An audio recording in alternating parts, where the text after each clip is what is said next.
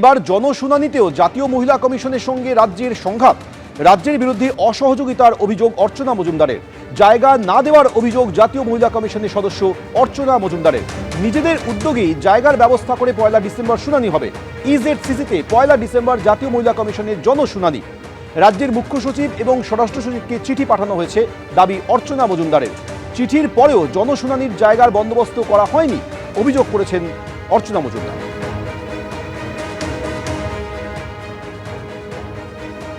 জায়গায় administration and police সকলে কিন্তু মেয়েদের উপরে ঘটে যাওয়া এই কেসগুলো সলভ করার জন্য কমিশনের সঙ্গে একেবারে এক হয়ে কাজ করে এবং আমরা সুবিচার দিতে পারি।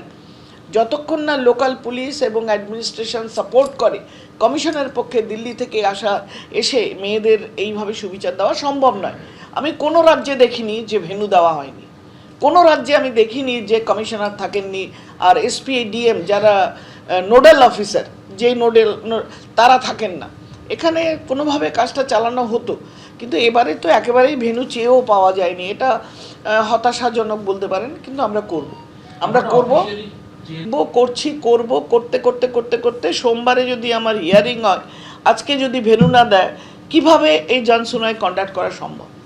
এটা তো সম্ভব নয়। ওরা না বলছে না, কিন্তু করছে না। উনি মহিলা কমিশনের সদস্য, আমি শুনিনি উনি কোনোদিন মণিপুরে গেছেন। মণিপুরে তো সব থেকে ন্যাক্কারজনক ঘটনা হয়েছিল, সেখানে একটা জনশুনানি করেছেন, এখনো হয়ে চলেছে।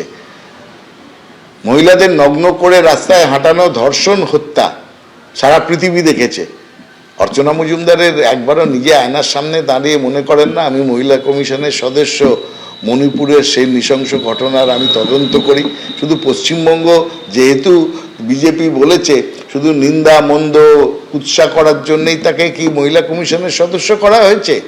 কোন রাজ্যের কোন মহিলার ঘটনায় তিনি দৌড়ে গেছেন, যদি সেটা বিজেপি রাজ্য হয়? এবার দেখাবো সিঙ্গুরের ছবি, যেখানে বিজেপির বৈঠকে তুমুল বচসা। বৈঠকে আমন্ত্রণ না পেয়ে দলের বিরুদ্ধে ক্ষোভ দেখালেন বিজেপির একাংশ।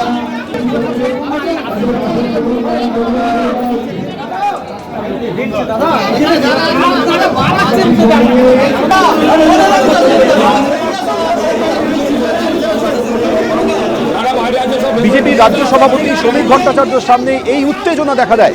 পরিস্থিতি সামাল দিতে শেষ পর্যন্ত আসরে নামতে হয় শ্রমিক ভট্টাচার্যকে।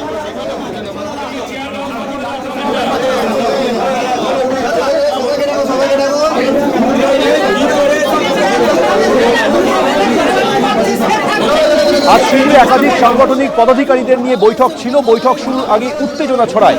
কেন বৈঠকে ডাকা হয়নি সেই অভিযোগ জানিয়ে বিজেপির অন্য নেতাকর্মীরা ক্ষোভ প্রকাশ করেন।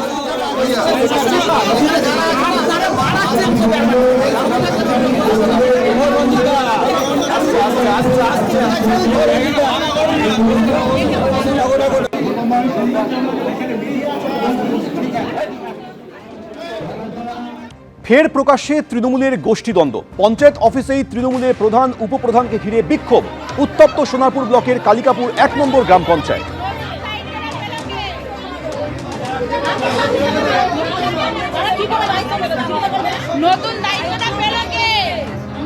তৃণমূলের 2 পঞ্চায়েত সদস্যের বিরুদ্ধে হেনস্থার অভিযোগ উঠেছে। স্থানীয় এক স্বনির্ভর গোষ্ঠীর কমিটি গঠন ঘিরে গণ্ডগোলের সূত্রপাত। পঞ্চায়েত অফিসে যখন তৃণমূল পরিচালিত কালিকাপুর 1 নম্বর পঞ্চায়েতের প্রধান ছিলেন, অভিযোগ সেই সময় অফিসে এসে তাদের উপর চড়াও হন 2 পঞ্চায়েত সদস্য সাইনাজ বেগম এবং রবীন মণ্ডল। 50 জনকে নিয়ে তারা পঞ্চায়েত অফিসে ঢুকে পড়েন বলে অভিযোগ। 2 গোষ্ঠীর মধ্যে তীব্র বাদানুবাদ শুরু হয়ে যায়। পঞ্চায়েত প্রধানকে মারধর করা হয়, গালিগালাজ করা হয় বলে অভিযোগ।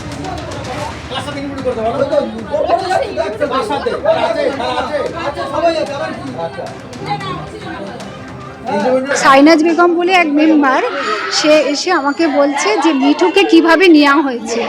আমি বললাম আমি এই ব্যাপারটা জানি না, কিভাবে নেওয়া হয়েছে সেটা প্রতিমা ভালো বলতে পারবে, প্রতিমাকে জিজ্ঞাসা করো। তখন বলছে প্রতিমা বলতে পারবে না, তো এটা তোমরাই বলতে পারবে, তোমরাই নিয়েছো, তোমাদের প্ল্যানিং করেই তোমরা নিয়েছো।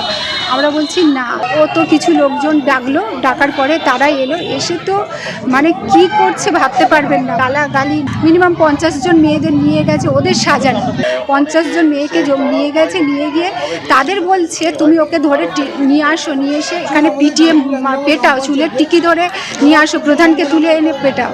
আমার পঞ্চায়েতে সিসিটিভি ফুটেজে ঘেরা। আমি এই বিষয়ে কোনো কথা বলবো না এই মুহূর্তে। আমি ঊর্ধ্বতন কর্তৃপক্ষকে জানিয়েছি, আমার নেতৃত্ববর্গ জানে। আমরা নিজেদের মধ্যে আগে দেখি, এই সম্বন্ধে আমি এই মুহূর্তে কোনো রিপোর্ট দেবো না। পঞ্চায়েতের, আপনি তো পঞ্চায়েত সদস্য, তো ওরা যেটা অভিযোগ করছে যে আপনি লোকজন নিয়ে গেছেন, এরকম বিষয়টা একটা অভিযোগ উঠছে, কি বলবেন এটা নিয়ে? কেউ অভিযোগ করতেই পারে, পঞ্চায়েতের বিষয়। আমিও পঞ্চায়েত মেম্বার, আমি আমার কর্তৃপক্ষ যাকে জানিয়েছি, কর্তৃপক্ষের সঙ্গে আলোচনা সাপেক্ষে মেটাবো। একেবারে প্রকাশ্যে চলে এসেছে তৃণমূলের এই গোষ্ঠীদ্বন্দ্ব। পঞ্চায়েত অফিসের মধ্যেই তৃণমূলের প্রধান উপপ্রধানকে ঘিরে বিক্ষোভ শুরু হয়। এই ঘটনাটি উত্তর সোনারপুর ব্লকের কালিকাপুর 1 নম্বর গ্রাম পঞ্চায়েতে। কংগ্রেসের পরিচালিত বোর্ড, সেই বোর্ডের প্রধান এবং উপপ্রধান ঘেরাও হয়ে যাচ্ছে তৃণমূল কংগ্রেসের সদস্যদের দ্বারা। তার মানে একটা কথা খুব স্পষ্ট যে কয়েক মাসের মধ্যেই এই পঞ্চায়েতে অনাস্থা প্রস্তাব আসতে চলেছে। এটা কার্যত দিনের আলোর মতো স্পষ্ট যে এই প্রধান উপপ্রধানের ওপর তৃণমূল কংগ্রেসের যারা নির্বাচিত সদস্য তাদেরই কোনো আস্থা নেই, এবং আস্থা নেই বলেই তারা হয়তো গিয়ে ঘেরাও করেছেন। আর দ্বিতীয় কথা, এই পঞ্চায়েতে তো তৃণমূল হেরেছে, তৃণমূল জেতেনি, জিতেছে তো সিপিআইএম, কিন্তু গায়ের জোরে এরা এসে বোর্ডটাকে দখল করেছে। এই তৃণমূল কংগ্রেস পরিচালিত যে বোর্ড, যা আসলে মানুষের রায়তে প্রতিষ্ঠিত হয়নি, এই তৃণমূলের বোর্ডের বিরুদ্ধে এই তৃণমূলের সদস্যরাই আগামী কয়েক মাসের মধ্যে অনাস্থা প্রস্তাব নিয়ে আসবেন। এটা আর কিছুই নয়, তৃণমূলের দুটো গোষ্ঠীর মধ্যে দ্বন্দ্ব, এবং দ্বন্দ্বের কারণ হলো এখানকার প্রধান এবং উপপ্রধান মিলে যে স্বনির্ভর গোষ্ঠী তৈরি হয়েছে, সেটা তাদের পরিবার, আত্মীয় স্বজন তাদেরকে সেই সুবিধাটা পাইয়ে দিয়েছে। এমনকি ওই পঞ্চায়েতের অন্যান্য সদস্যরা এটা জানেন না, প্রধান এবং উপপ্রধান মিলে এই দুর্নীতিটা করেছেন। সেই জন্য তৃণমূলের অন্য যে সমস্ত সদস্যরা তারা গিয়ে প্রতিবাদ করেছেন।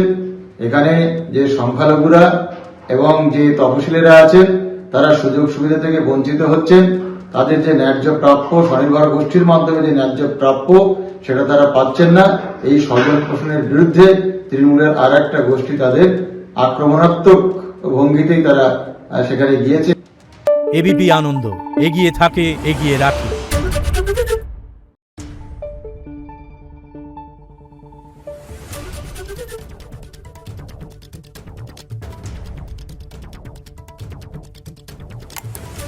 Thank you.